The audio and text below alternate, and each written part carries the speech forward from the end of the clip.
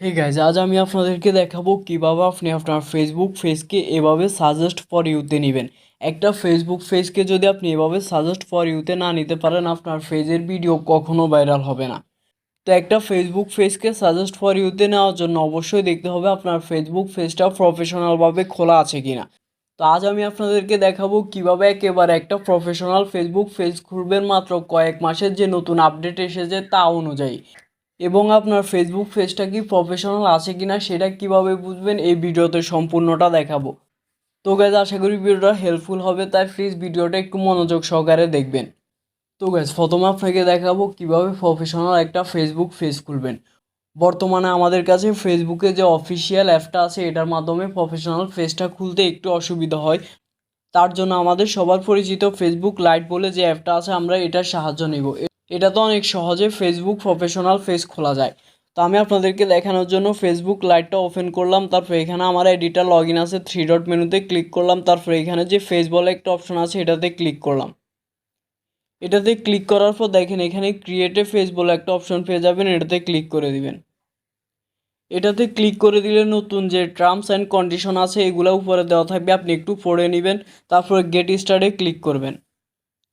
Gate স্টার্টে click করার পর প্রথমে আপনার ফেসবুক পেজের নাম দিতে হবে। আপনি অবশ্যই ফেসবুক পেজের নামটা একটু ইউনিক করে দিবেন, যেহেতু এখন ফেসবুকে অহরহর পেজ, তাই আপনি যদি আপনার ফেসবুক পেজের নামটা একটু ইউনিক করে দেন তাহলে সার্চ ইঞ্জিনও অনেক তাড়াতাড়ি আপনার ফেসবুক পেজ শো করবে এবং সাজেস্ট ফর ইউতে অনেক বেশি শো করবে। তা আমি আপনাদেরকে দেখানোর জন্য জাস্ট একটা নাম দিয়ে দিলাম এক্সা আদিপ, তারপরে ডানে ক্লিক করলাম, তারপর এখানে নেক্সট যে অপশনটা আছে এটাতে ক্লিক করে দিবেন। এটাতে ক্লিক করে দিলে এখন এখানে আপনার ক্যাটাগরি সিলেক্ট করতে হবে, আপনি কী ধরনের ভিডিও ফেসবুক পেজে আপলোড দিবেন। তো ক্যাটাগরি অবশ্যই একটা জরুরি বিষয়। তো আপনি সেই ক্ষেত্রে আপনি যে ধরনের ভিডিও আপলোড দিবেন, যে ধরনের কন্টেন্ট তৈরি করবেন, ওই ধরনের একটা ক্যাটাগরি সিলেক্ট করবেন। ধরুন ব্লগ ভিডিও হলে ব্লগ, তারপরে এন্টারটেনমেন্ট ভিডিও হলে এন্টারটেনমেন্ট, এ ধরনের একটা ক্যাটাগরি এখানে সিলেক্ট করে দিবেন। তা আমি যেহেতু ব্লগ ভিডিও আপলোড দেবো তাই আমি এখান থেকে অ্যাড ক্যাটাগরিতে টাচ করে এখানে পার্সোনাল যে ব্লগ অপশন আছে এটা সিলেক্ট করে দিলাম। আপনারা অবশ্যই আপনাদের ক্যাটাগরি অনুযায়ী সিলেক্ট করে দিবেন। ক্যাটাগরি সিলেক্ট করা হয়ে গেলে আপনি এখান থেকে নেক্সটে ক্লিক করবেন। নেক্সটে ক্লিক করার পর আপনাকে তৃতীয় অপশান দিবে আপনার ওয়েবসাইট লিঙ্ক করার জন্য। যদি আপনার ইউটিউব চ্যানেল থাকে এখানে ইউআরএলটা দিয়ে দিবেন, আর যদি না থাকে আপনি এটাই স্কিপ করে দিবেন। আমি স্কিপ করে দিলাম।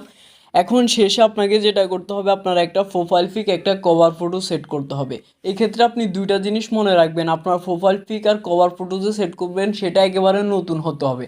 এগুলো যদি আগে আপনি কোনো ফেসবুক প্ল্যাটফর্মে আপলোড দিয়ে থাকেন তাহলে এখানে যদি আপলোড দেন তাহলে আপনার ভায়োলেশন চলে আসবে। তাই আপনি একেবারে নতুন সদ্য তোলা এরকম দুইটা ছবি কভার ফটো আর প্রোফাইল পিকে আপলোড দিবেন, তাহলে আর পেজে কোনো রকম ভায়োলেশন আসবে না। তো আমি যেহেতু আপনাদেরকে দেখানোর জন্য জাস্ট ফেসবুক পেজটা খুলেছি তাই আমি আর ছবি অ্যাড করলাম না, স্কিপ করে দিলাম। তো গাইজ দেখেন এখন আমার একটা প্রফেশনাল ফেসবুক পেজ খোলা হয়ে গেছে। এখন কিন্তু আমি চাইলে এই পেজটাতে ভিডিও আপলোড দিতে পারবো, কিন্তু ভিডিও আপলোড দেওয়ার আগে আপনাকে কিছু কাজ করে নিতে হবে, মানে কিছু সেটিংস করে নিতে হবে যেন আপনার পেজটা সাজেস্ট ফর ইউ পর্যন্ত যায় এবং আপনার ভিডিওটা মানুষের কাছে রিকমেন্ডেড হয়।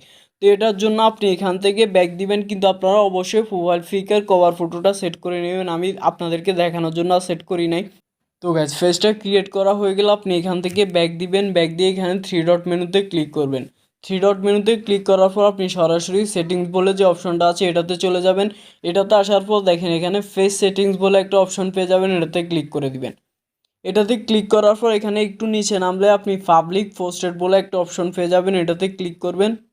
এটাতে ক্লিক করে আপনি এখান থেকে দেখেন অনেকগুলো অপশন আছে, who can follow my page, আপনি এটাও পাবলিক করে দিবেন। তারপর পাবলিক পোস্ট নোটিফিকেশন এটাও এভরিওয়ান করে দিবেন। এখানে যতগুলো অপশন আছে আপনি সবগুলা পাবলিক করে দিবেন।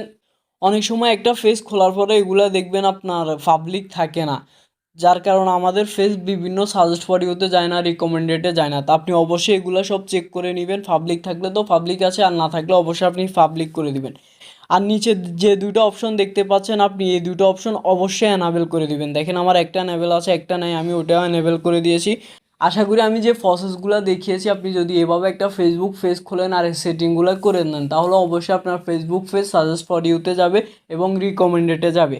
তো এ ছিল একেবারে নতুন আপডেটের পর একটা প্রফেশনাল ফেসবুক পেজ খোলার নিয়ম। আশা করি আপনাদের ভিডিওটা ভালো লাগবে বা উপকারও আসতে পারে। ভিডিওটা ভালো লাগলে অবশ্যই আমার ফেসবুক পেজটা ফলো করবেন, ইউটিউব চ্যানেল থেকে দেখলে সাবস্ক্রাইব করবেন। আর দেখা হবে আবার নতুন কোনো ভিডিওতে। ততক্ষণ ভালো থাকবেন। আল্লাহ হাফিজ।